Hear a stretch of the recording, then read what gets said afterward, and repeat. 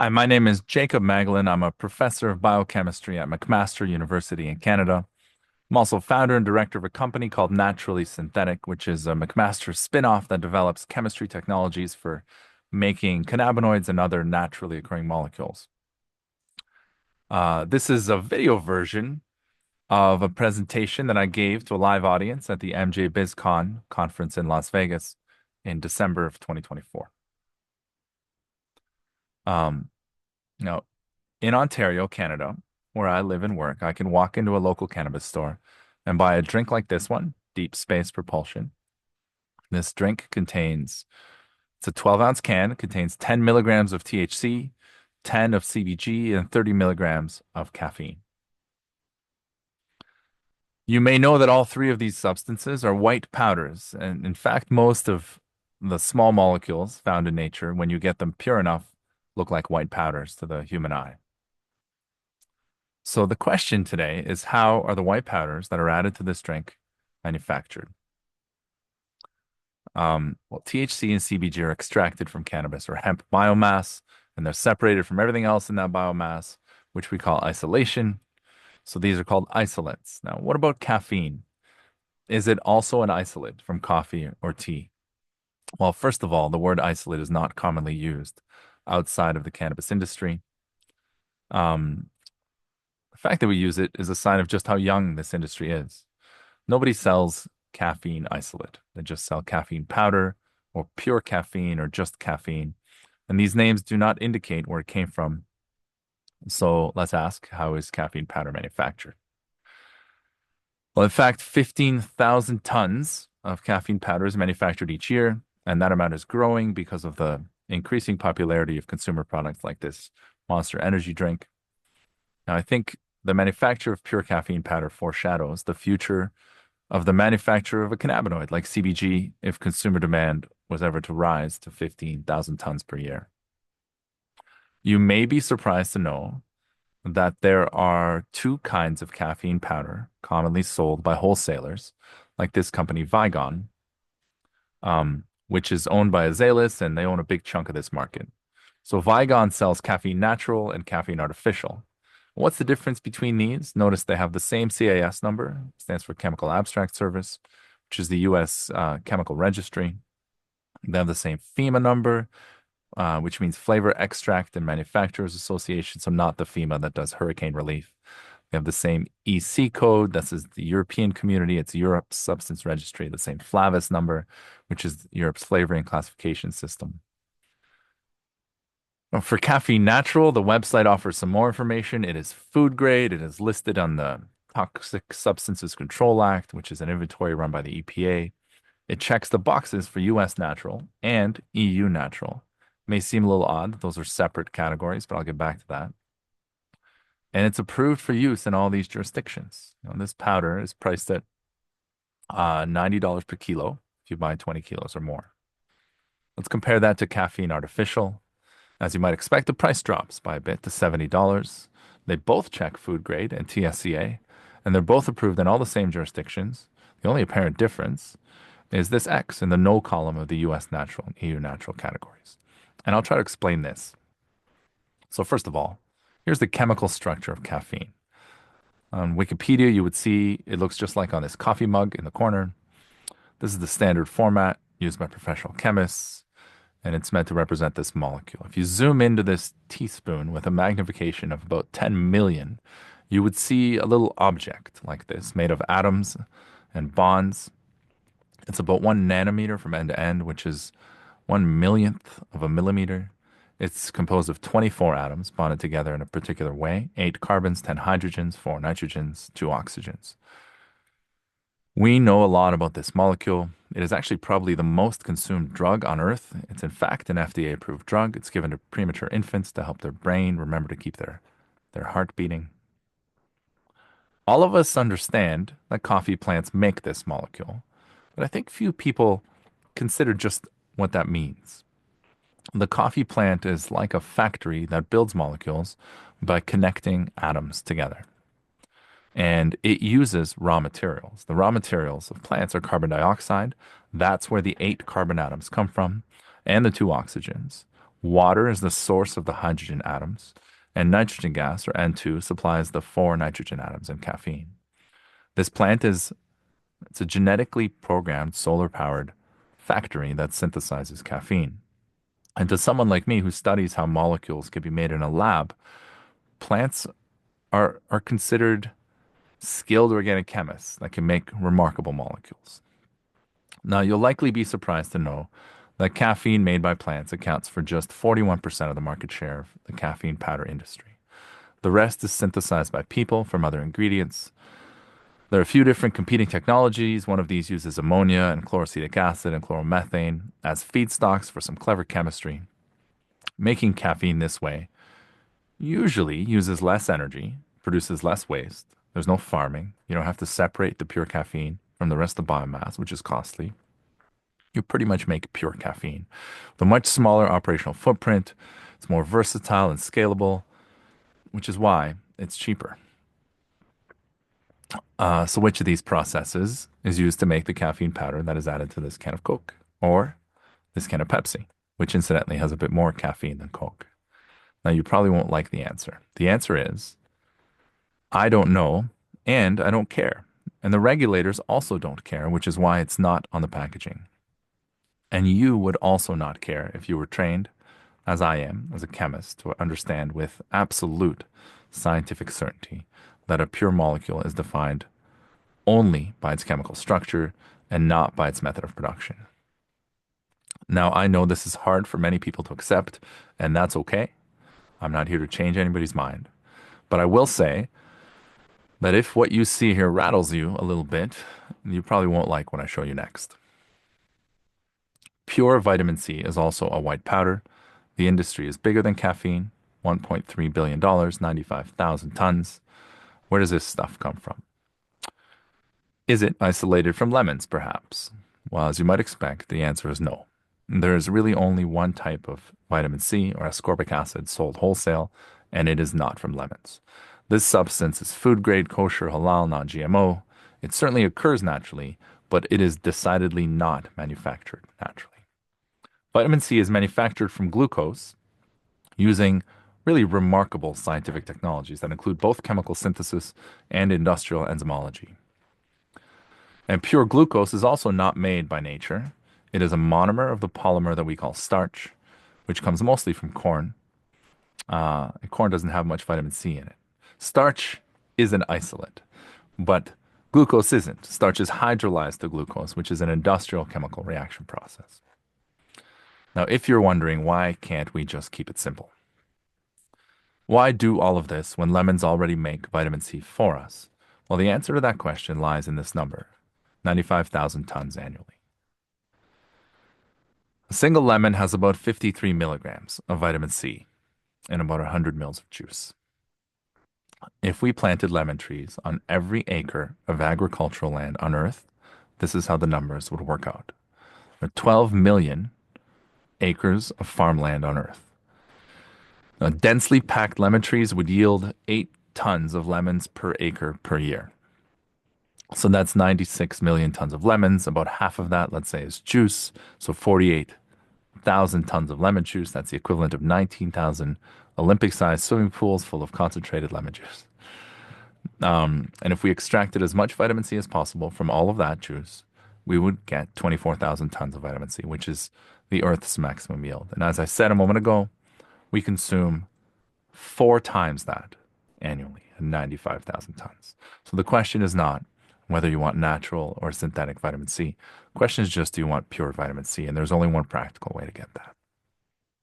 But my favorite example for this kind of discussion is on this slide. This ice cream container says real vanilla, which is, meaningless marketing language. The molecule in question is called vanillin, 20,000 tons produced each year, and you won't be surprised that it's also a white powder. In this case, 87% of the market is supplied by vanillin made using chemical synthesis from petroleum. 11% is made using biotechnologies from more widely available bulk biomasses like wood, rice, or clove that don't naturally have much vanillin in them. And then 2% is actually isolated from vanilla pods. Wholesalers offer a bunch of different kinds, and here are 2 sold by Vigon. one called Vanillin Essential for $48 a kilo, and one called Vanillin Exclove for 120 per kilo. Now, one on the left is classified as non-natural in the US and Europe, and the other appears to be natural to Americans, but not to Europeans. And I like showing people this because I can't think of a better evidence that shows that the word natural is poorly defined. It's more of a feeling, it's like an emotion, it's useful language for marketing, but without real value in the context of pure molecules. And mature ingredients industries know this, and certainly regulators understand this very well because they must. Okay. Because pure taurine in this energy drink is not extracted for red meat from red meat. And aspirin is certainly not isolated from the bark of willow trees where it occurs naturally. These molecules are made using chemistry. CBG is isolated from this plant for now, but if demand was to grow to thousands of tons, other manufacturing technologies would be needed and they certainly would step in. Because nature doesn't make pure white powders, and getting pure molecules out of plants on a big scale is relatively expensive. Now, ironically, one thing nature does make is petroleum.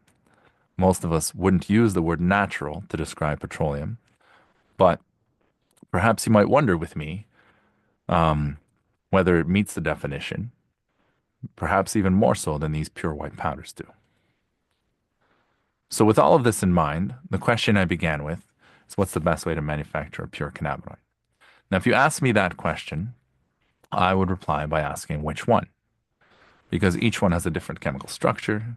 Here are the structures of some of the better known ones, and this brings us to a problem with science. In my opinion, the biggest problem with science, which is that it can be hard to explain to people, and the majority of experts, like me, don't bother trying because we're too busy, or we find it too difficult, or we just don't think it's worth the effort. So most people can't make heads or tails of these structures. And I don't like that because I think you don't have to be a carpenter to recognize the difference between a picnic table and a bookshelf. And perhaps you shouldn't have to be an organic chemist to make some sense out of a slide like this with these chemical structures on it. So with that in mind, I would like to give you a quick lesson in the organic chemistry of cannabinoids, and I'll do that right now. This is the chemical structure of CBD. In this case, no nitrogen atoms, just 21 carbons, 2 oxygens, and 30 hydrogens. It's represented by the abbreviated professional looking structure on the right. Notice the little hydrogen atoms, they seem to grow on the surface of this like fur. If we just hide those, it starts to resemble the formatting on the right a little more. Carbon atoms just become corners connecting the lines. The oxygen and their hydrogens get labeled as OH, and that's it. Now, I like to divide this molecule into 3 parts. We can call those parts the face, the core, and the tail of this molecule. And I do that well, first of all, so we can count the carbons in each. The face has 10, the core has 6 in a ring, and the tail has 5 in this zigzaggy chain. And if you compare this molecule in this way to THC, what you see is that the tail is the same and the core is the same. And the face is pretty similar, but with one new bond between carbonate and one of the oxygens in the core, making a new ring. And this is a great way to organize the chemical structures of cannabinoids. Here are CBG, CBC, and CBN. And again, the tails and the cores are the same, and only the faces change. And the faces always have 10 carbons with different connectivities. That way, we chemists can learn to recognize these pretty easily. Now, what I just taught you allows me now to show you that the vast majority of cannabinoids can be summarized on one slide. There are just 10 different faces. 4 of them are actually called THC with the double bond in different places, and we call that delta 8, 9, 10, and exo. There are also just 2 cores, the regular one on top, and the one containing this little feature called the carboxylic acid, or just acid. Compounds with this get labeled with an A. And then we can have all of the tail lengths from 1 to 7 carbons. By far the most common is 5. The next most common is 3. For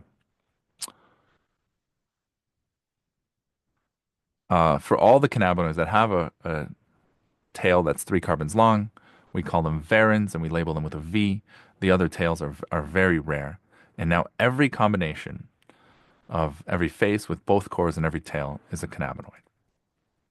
So as an example, this molecule on top is called delta 9 THC because it has the face of delta 9 THC, the regular core, and the regular 5 carbon tail.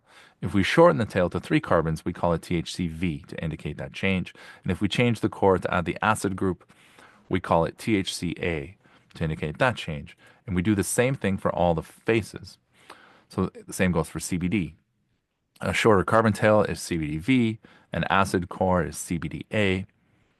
And if you make both changes, the molecule gets called CBDVA.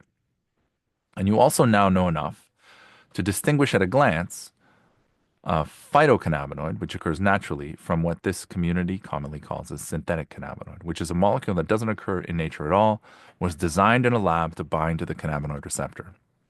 Here are two examples. Here's nabilone.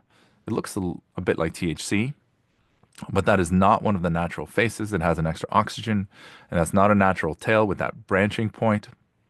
And the molecule below, commonly called spice, hopefully, you can see immediately that this looks nothing like the natural cannabinoids that I've been discussing. All right. Congratulations, you survived a lesson in organic chemistry. And we'll move on. There are more than 100 cannabinoid molecules. All of them would look like white powders if you get them pure enough. I'm interested in predicting which ones are the most likely to have future value in health or wellness products or additives to foods or cosmetics or perhaps even as FDA approved medicines. And on this graph are the top 25 based on how many patents mention them. On the vertical axis is the number of patents for each molecule. So CBD and THC are mentioned in over 3,000 patents each, which is absurdly large numbers for a molecule. The patents describe what you would expect, potential uses, mostly related to human health, as well as formulation technologies, production technologies, plant genetics, extraction, purification, and chemical synthesis. Now, some of the cannabinoids that we call minors have also received a lot of attention from the research community, and they also appear in hundreds of patents and in research papers. Here are the structures of the 12 most patented cannabinoids, and now I'd like to talk about a few of them specifically. And we'll start with the big guy. This is the psychoactive molecule in cannabis responsible for the high. It is delta 9 THC. I have found that many people don't know that pure THC is actually an FDA approved drug called Marinol. And there's nothing on this packaging that indicates that it's a psychoactive cannabinoid. I think that was intentional. The THC in these pills is not an isolate, it is made by chemical synthesis. It was approved back in 1985 and for two clinical indications. This drug is used as an appetite stimulant for patients with AIDS and also as an anti-nausea therapy for cancer patients undergoing chemotherapy. The dosage for appetite stimulation is 2.5 grams twice a day. For the anti-nausea indication, it's a little bit higher than that. There are generic versions. We call this dronabinol. It is made by many companies and available worldwide. And it, you know, also happens to be the pharmaceutical equivalent of a THC gummy, the same active ingredient. We live in a strange world in this space now. More recently, CBD was FDA approved as the active ingredient in Epidiolex. It was approved in 2018 for the treatment of a couple of specific childhood epilepsies. The dosage in this high, the dosage is high, and this molecule is an isolate. It's isolated from hemp in very high purity to satisfy the FDA, which makes it very expensive compared to most bulk CBD isolate. Obtaining a molecule, extremely high purity from a plant typically makes it pretty expensive to produce. When this drug becomes generic, it'll probably be made by synthesis and the price will drop a lot.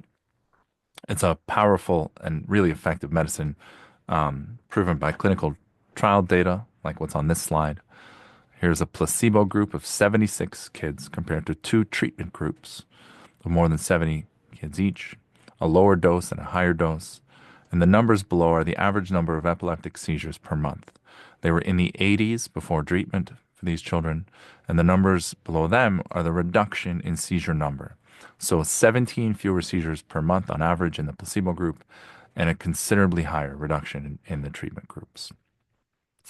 Now, I find it remarkable for one plant to make two molecules that are approved medicines.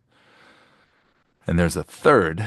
This spray is called Sativex. It's a 50-50 mixture of THC and CBD. It is approved outside the US for the reduction of symptoms of MS. You may know that two of these drugs, Epidiolex and Sativex, were developed by a company called GW Pharmaceuticals in the UK, which was purchased by Jazz Pharmaceuticals in 2021 for $7.2 billion.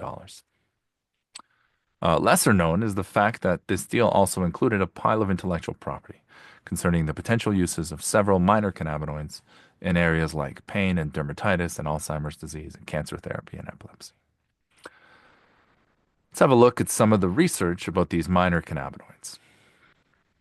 So starting with CBG, CBG is under investigation in registered clinical trials, including for sleep and migraine and ADHD and others. It's also shown some promising activity in animal models of Huntington's disease and neuroinflammation.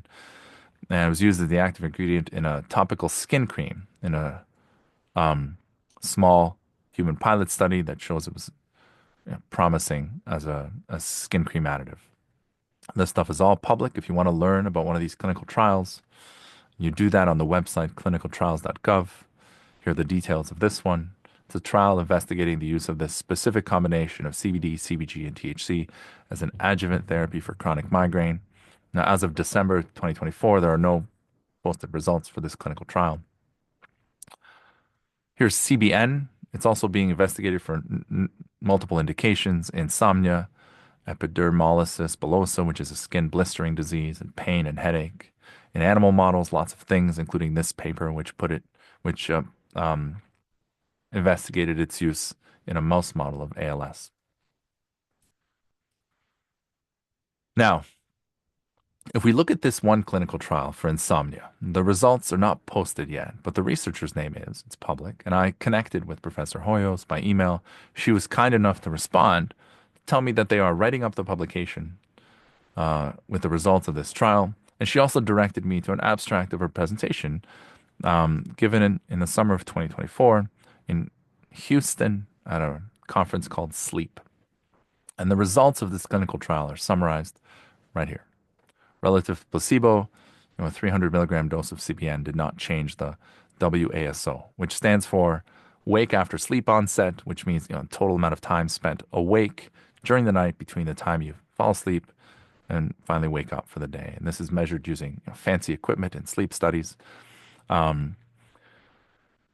CBN did increase a particular stage of sleep called the N2 stage and decrease something called sleep onset latency, along with another feature of sleep. Now, I'll just read Dr. Hoyos' own words about the future here. The future trials should consider at-home repeated dosing in larger samples, concentrating on sleep onset insomnia disorder. And I think many of these studies are studies like this are continuing, as they are for many of these other minor cannabinoids. Here's CBDV. It's under investigation for a series of indications: autism, epilepsy, alopecia, Prader-Wills syndrome. There's animal evidence in a disease called Rett syndrome. CBC is the subject of a recent review article in the Journal of Pharmacology and Experimental Therapeutics. To summarize this article, CBC shows promise in reducing seizures in animal models, might be as effective as CBD, which is an FDA-approved drug for this indication, and also demonstrates some pain-reducing properties in animal models and may be synergistic with THC in the context of pain relief. There is a lot of research being published and underway in this area. Many reviews published about multiple cannabinoids like this one by Professor Cersei O'Sullivan from the UK. Here it states that CBG and CBDV showed efficacy in models of epilepsy and Huntington's disease, and delta-9 THCA, THCV, CBC showed promise in models of seizure, hypomobility, Huntington's, and Parkinson's disease. The overall message that I'd like to leave you with today is that we continue to learn about these molecules. And you can expect more and more of this biomedical research to be published and disclosed in the coming years. It's not stopping anytime soon. Much of the highest quality research actually deals not with direct health outcomes, but with cannabinoid pharmacology, and this work is a lot harder to explain To non-experts, we know, for example, that THC is an agonist of these two receptors. They're called CB1 and CB2. And the other cannabinoids have been associated with many other receptors that are relevant to health and disease. Here are the main ones, but these acronyms won't mean anything to non-experts. The research publications in this space are actually my favorite. And here's an example of one. This is by Professor Reinhold Penner and his colleagues at the Queen's Medical Center at the University of Hawaii. The title of this paper is CBG inhibits the TRPM7 ion channel through its kinase domain. Clearly, this title is not intended to be understood by non-experts, and that's okay. Here's a quote from the conclusion of this paper. Um, we demonstrate that CBGA is the most potent cannabinoid in suppressing TRPM7 activity and possesses therapeutic potential for diseases in which TRPM7 is known to play an important role, such as cancer and stroke and kidney disease. And I mean, I think this is remarkably great work. I also think it's fascinating that given this science, perhaps it's a little surreal that given this science, I can purchase something with CBGA in it, like this. These gummies are from Jesse Ventura Farms, product of Minnesota, and each gummy has 5 milligrams of THC, CBDA, and 5 milligrams of CBGA. And we know that several of these minor cannabinoids are commonly sold on the rec market in gummies and drinks and other products like this. It's a strange space to be in. These skin creams are a common example.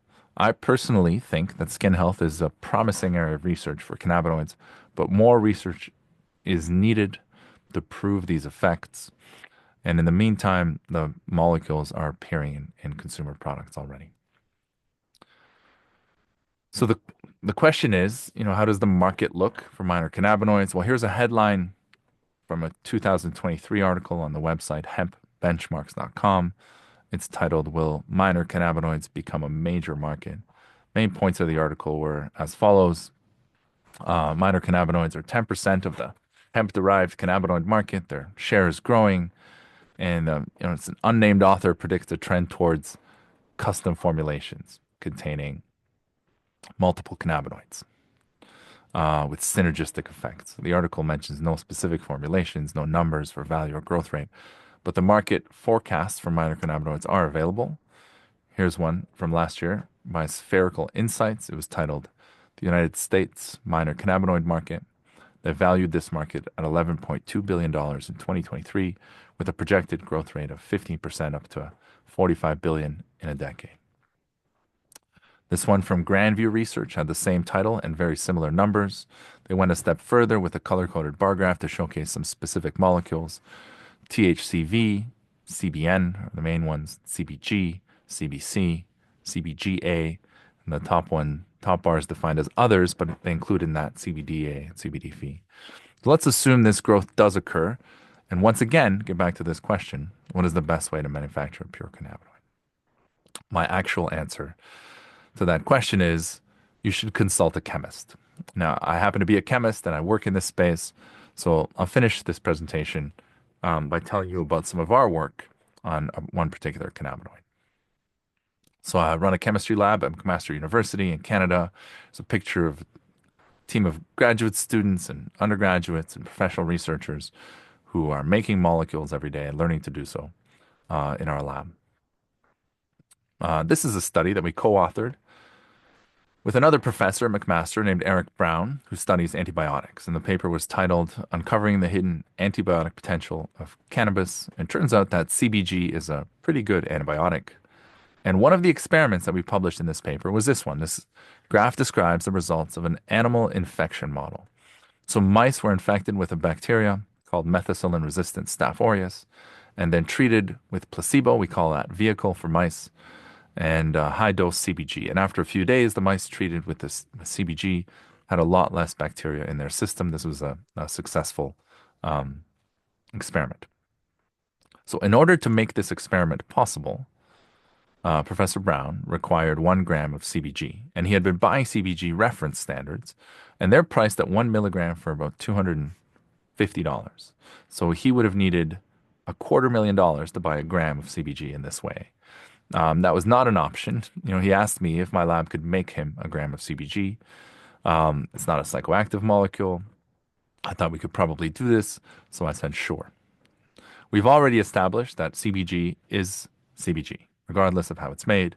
So this discussion, was not required between scientists.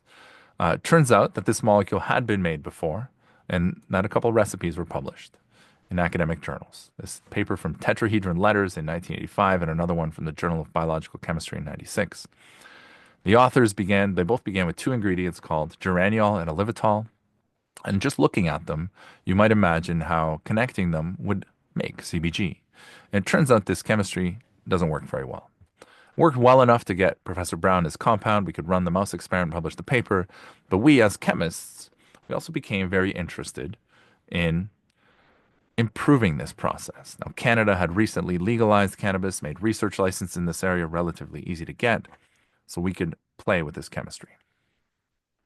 Now, it turns out that when you mix geraniol and olivitol together, they have an inherent preference to make a different molecule, not CBG, but one called abnormal CBG, where the face of this molecule is not attached to the right place. And it turns out that this particular site selectivity had been a huge unsolved problem in chemistry. Now, nature had figured out a way to solve it, to make exclusively CBG, but nobody had found a way to do this in a lab when we started investigating this problem. And I'd like to explain the problem like this. So, molecules have a preferred way they like to react, an inherent reactivity, in the same way that some objects have a preferred way that they like to float. And if I want this molecule to react with something underwater, but the carbon atom I'm interested in is above water, I'm out of luck. And what chemists can do here is add the stuff to the bath. We can change the solvent, we can add other chemicals, we can heat it up, but none of those had previously worked. So, to make a long story short, we solved this problem. We found a way to reverse the inherent selectivity and make mostly CBG. The explanation is complicated, but basically this. We found that certain aluminas can chaperone the reactivity between olivitol and geraniol, so the product is CBG. If you take a step back, there are three competing areas of technologies in this sector. There's extraction from plants, enhanced by genetics, but this suffers from the challenges of high purity and the cost of purity, especially on a large scale. And to address this, and we've seen the emergence of these fancy biotechnologies with genetically engineered organisms like yeast, and they're programmed with genes that can make CBG and other cannabinoids. And these are pretty awesome, but they can also be pretty expensive, relatively speaking. And then there's chemistry at the bottom. And I think all of this competition is a really good thing. For CBG specifically, chemistry was pretty expensive as well, and that's because of the selectivity problem that I just talked about. And our little discovery solved that problem for CBG, so we decided to patent this technology at McMaster University. And then we spun out a company. We called it Naturally Synthetic, intentionally to mess with people's perceptions of these two words. And we quickly partnered with an investor that is also a technology company. They're called Peregrine Precision Systems. They own Decimal Engineered Systems, which is a company that makes reactors and biomass processing equipment. And Peregrine is interested in using technology for the efficient manufacture of pure ingredients in the cannabinoid space. So now we're continuing to develop these scalable manufacturing methods for pure cannabinoids. Now, here are some of the faces of cannabinoids on top and the two cores and four main tails on the side to help organize these molecules. The most patented ones are shaded in blue or yellow. Our technology, I demonstrated, works for CBG, and it's immediately applicable also to CBGs with different tail lengths. So the most notable of those is CBGV, which is very rare and hard to obtain in large amounts pretty much everywhere except in our lab. We can also make the acids relatively easily, and we're working on scaling those processes to make them also available. And frankly, we're literally working on making all of these cannabinoids. We're making them in small amounts to start, in order to share them with other scientists who would like to use them for research studies, non-human research studies. And then we're working on scaling up a few, the ones we think are the most likely to be valuable, and certifying our processes to enable the products to be used, um, consumed by humans. So let me finish by summarizing what I showed you today. First, I'll reemphasize that it is unusual and remarkable for a plant to make multiple molecules that are approved by regulators for clinical use to treat disease. Um, Secondly, let me remind you that I taught you some chemistry, including a system for dividing the structure of cannabinoids into this face, core, and tail. And then that hopefully helps you have a feel for the entire scope of compounds that we call cannabinoids, with just these 10 faces, two cores, and a series of tails. The main tails are just C5 and C3. As I said, we continue to learn and about all of these molecules. Much of what we know so far is encouraging, leaves me optimistic. And some of them will be pretty valuable in the future. Um, and finally, I tried my best to show you that pure compounds are defined by their structure, and not their method of manufacture. So the words natural and synthetic, they don't affect the safety or the efficacy of a compound. In the coming years, I think as demand for some of these pure cannabinoids increase, we'll see chemistry technologies like the one I shared from our lab rise up to enable cost-efficient manufacture, just as they did for caffeine and vitamin C and the other ingredients I showed. And I hope this foresight has some value. I hope that prudent investors are thinking about this today. I'm sure they are. If you're among them and you want to know more about naturally synthetic and what we're doing, I'm pretty easy to find. I'm a McMaster. Please feel free to get in touch. And thank you very much for your attention today.